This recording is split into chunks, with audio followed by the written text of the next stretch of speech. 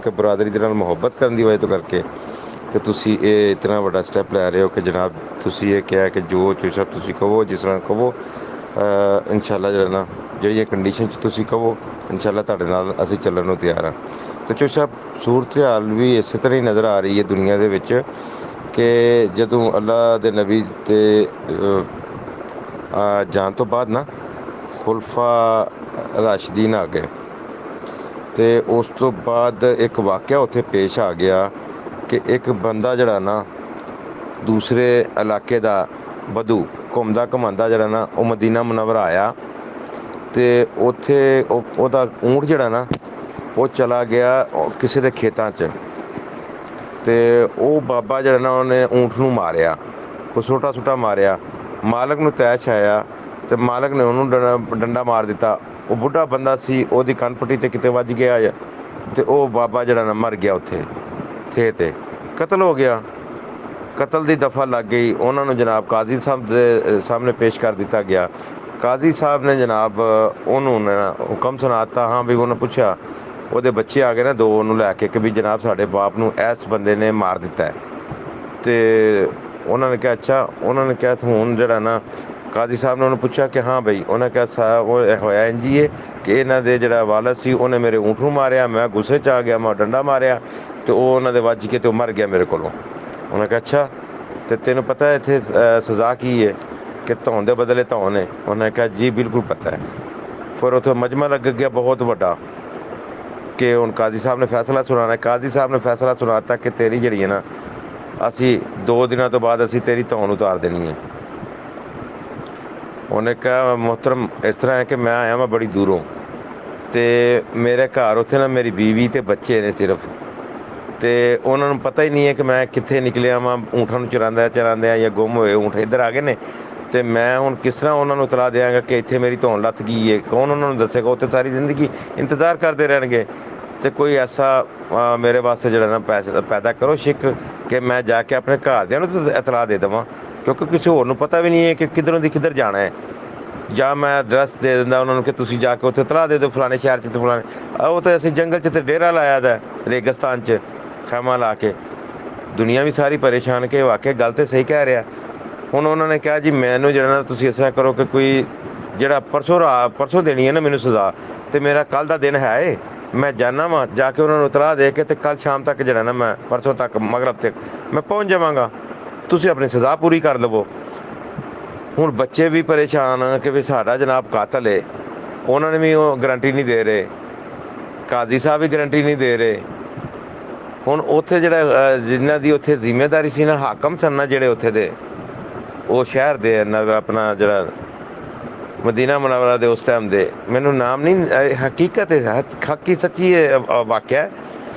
ਤੇ ਮੈਂ ਤਾਂ ਨਾ ਥੋੜ੍ਹਾ ਭੁੱਲ ਗਿਆ ਵਾਂ ਜਿਹੜੀਆਂ ਸ਼ਖਸੀਅਤਾਂ ਨੇ ਨਾ ਉਹਨਾਂ ਦੇ ਨਾਮ ਭੁੱਲ ਗਿਆ ਵਾਂ। ਵਕੂਆ ਮੈਨੂੰ ਥੋੜ੍ਹਾ ਜਿਹਾ ਮਾਮਲਾ ਇੱਕ ਯਾਦ ਹੈ ਵਾਲਾ। ਤੇ ਉਹਨਾਂ ਨੇ ਗਰੰਟੀ ਦੇ ਦਿੱਤੀ ਕਿ ਇਹਨੂੰ ਜਾਣ ਦਿਓ, ਮੈਂ ਇਹਨਾਂ ਦੀ ਜਗ੍ਹਾ 'ਤੇ ਜ਼ਮਾਨਤ ਦੇ ਰਿਹਾ ਵਾਂ। ਸਭ ਦੇ ਵਾਲ ਖੜੇ ਹੋ ਗਏ ਕਿ ਇੱਕ ਕਾਤਲ ਹੈ, ਉਹਦੀ ਤੁਸੀਂ ਗਰੰਟੀ ਦੇ ਰਹੇ ਹੋ ਜਿਹਨੂੰ ਪਤਾ ਹੀ ਨਹੀਂ, ਜਿਹਦਾ ਪਤਾ ਹੀ ਨਹੀਂ, ਜਿਹਦੇ ਅੱਗੋਂ ਪਿੱਛੇ ਨਹੀਂ ਜਾਣਦੇ, ਤੇ ਤੁਸੀਂ ਉਹਦੀ ਗਰੰਟੀ ਦੇ ਰਹੇ ਹੋ। ਕਾਜ਼ੀ ਸਾਹਿਬ ਕਹਿਣ ਲੱਗੇ ਤੁਹਾਨੂੰ ਪਤਾ ਹੈ ਮੇਰੇ ਮੁਹਤਰਮ ਕਿ ਤੁਸੀਂ ਕੀ ਕਰ ਰਹੇ ਹੋ, ਕਿ ਤੁਸੀਂ ਇੱਕ ਐਸੇ ਬੰਦੇ ਦੀ ਗਰੰਟੀ ਦੇ ਰਹੇ ਹੋ ਜਿਹਦਾ ਸਾਡੇ ਕੋਲ ਕੋਈ ਅਤਾ ਪਤਾ ਨਹੀਂ ਹੈ।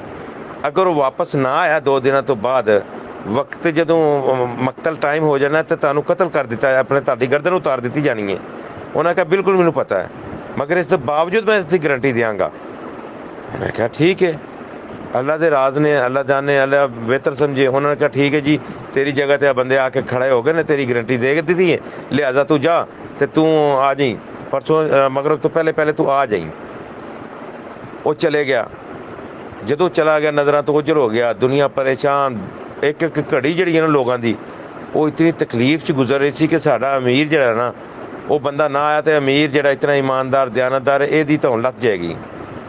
ਹੁਣ ਜਿਸ ਘੜੀ ਉਹ ਉੱਥੇ ਪਹੁੰਚੇ ਹੈ ਆਪਣੇ ਘਰ, ਉਹਨੇ ਜਾ ਕੇ ਉਹਨਾਂ ਨੂੰ ਦੱਸਿਆ ਕਿ ਮੇਰੇ ਨਾਲ ਇਹ ਮਾਮਲਾ ਹੋ ਗਿਆ ਜੇ, ਤੇ ਹੁਣ ਜਿਹੜਾ ਨਾ ਮੈਂ ਅੱਲਾ ਦੇ ਆਸਰੇ ਤੇ ਤੁਹਾਨੂੰ ਛੱਡ ਚੱਲਾ ਵਾਂ ਤੇ ਹੁਣ ਮੇਰਾ ਇੰਤਜ਼ਾਰ ਨਾ ਕਰਿਓ।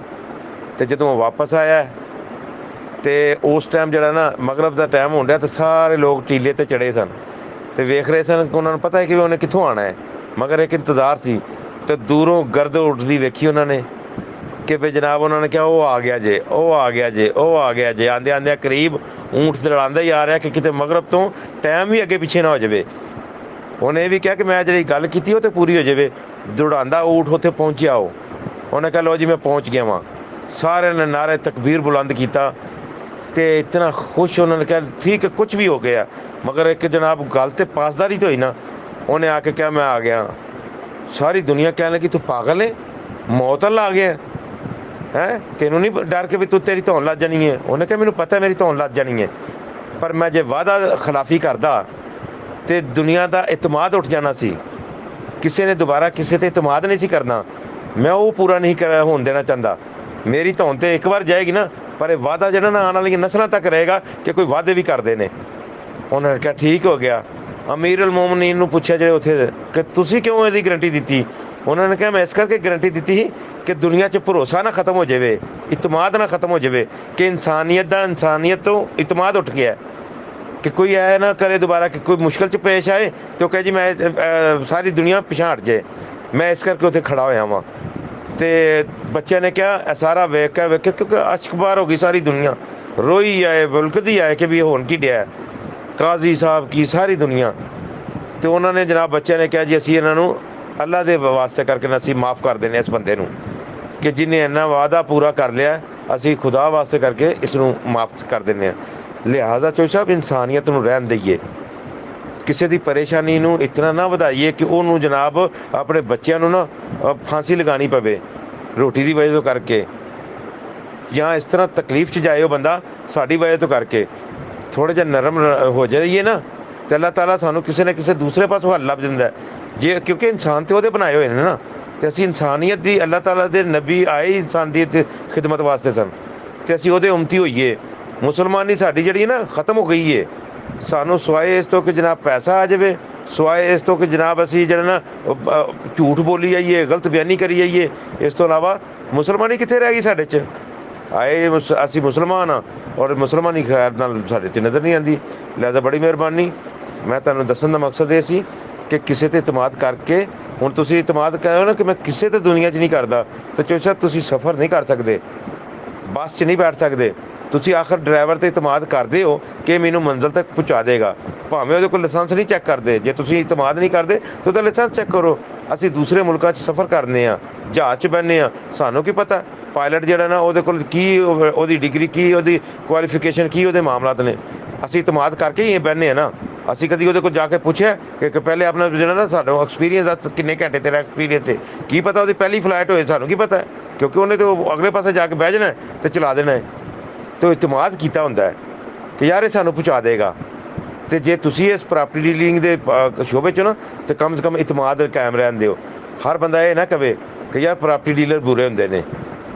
ਤੇ ਯਾਰ ਮੈਂ ਇਹ ਵੀ ਕਹਿਣਾ ਕਿ ਇਫਤਖਾਰ ਸਾਹਿਬ ਦੇ ਵੀ ਮੇਰੀ ਇਹ ਗੁਜ਼ਾਰਿਸ਼ ਹੈ ਕਿ ਉਹ ਵੀ ਇਹ ਜਿਹੜਾ ਮਾਮਲਾਤ ਨੂੰ ਜਲਦ ਵਾਈਂਡ ਅਪ ਕਰਨ ਦੀ ਕੋਸ਼ਿਸ਼ ਕਰਨ, ਤਾਂ ਕਿ ਇਤਮਾਦ ਬਚਿਆ ਰਹੇ ਕਿ ਯਾਰ ਸਾਡੇ ਨਾਲ ਵਾਅਦਾ ਕੋਈ ਹੁੰਦਾ ਤੇ ਸਾਡੇ ਵਾਅਦਾ ਖਿਲਾਫੀ ਹੋ ਜਾਂਦੀ ਹੈ।